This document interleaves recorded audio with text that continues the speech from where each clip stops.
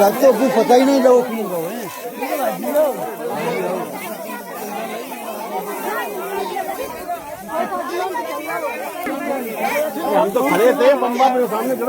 અત્યારે હાલ તમે જોતા હશો કે ઈરાન અને ઇઝરાયલનું જે યુદ્ધ ચાલી રહ્યું છે એ યુદ્ધ વચ્ચે ભાઈ ખેડૂતના ખેતરમાં અચાનક ભાઈ હવામાંથી એક આવું ડ્રોન પડે છે અને ભાઈ જે ખેડૂતો હતા એમના અંદર એક ડરનો માહોલ ફેલાઈ ગયો.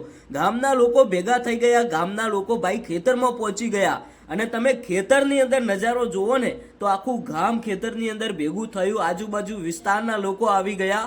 કારણ કે અત્યારે હાલ એક ડરનો માહોલ ફેલાઈ ગયો, કારણ કે એક બાજુ ભાઈ યુદ્ધ ચાલી રહ્યું છે અને આ યુદ્ધ વચ્ચે ખેડૂતના ખેતરમાં અચાનક ભાઈ એક હવામાંથી ડ્રોન આવે છે અને ઘઉંનું ખેતર હોય એમાં આવીને આ ડ્રોન પડે છે. પહેલા તો ભાઈ ખેડૂતો ડરી ગયા, કોઈ લોકો નજીક પણ ન ગયા. પછી ભાઈ પોલીસને જાણ કરી, આજુબાજુના વિસ્તારના લોકોને જાણ કરી, બધા લોકો પહોંચ્યા. ત્યારે ખરેખર જે સચ્ચાઈ સામે આવીને એ સચ્ચાઈ સાંભળીને તો ગામના લોકો પણ ચોંકી ગયા, કારણ કે ગામના લોકો એ સમજી બેઠા હતા કે અત્યારે હાલ જે યુદ્ધ ચાલી રહ્યું છે એ યુદ્ધ વચ્ચેથી ક્યાંક ને ક્યાંક કોઈ યુદ્ધના કારણે અહીંયા એક ડ્રોન આવીને પડ્યું છે. પણ ભાઈ સચ્ચાઈ કંઈક અલગ હતી. સચ્ચાઈમાં એ જાણવા મળ્યું કે આ ડ્રોન કોઈ હવામાન વિભાગ દ્વારા કોઈ અત્યારે હાલ ટેકનિકલ ખામીના લીધે આ ખેતરમાં આવીને પડ્યું હતું.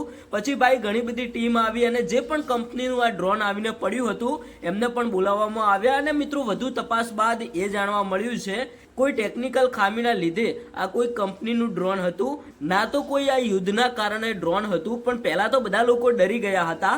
આવી ઘટના બને એટલે ભાઈ ગામની અંદર એક ડરનો માહોલ તો બને જ, કારણ કે ભાઈ ગામડાની અંદર આવું કોઈક હવામાં ઉડતું ડ્રોન આવીને પડે એટલે ભાઈ પહેલા તો બધા લોકો ડરી જ જાય. તમારું શું કહેવું છે કોમેન્ટ કરીને જણાવતા જજો.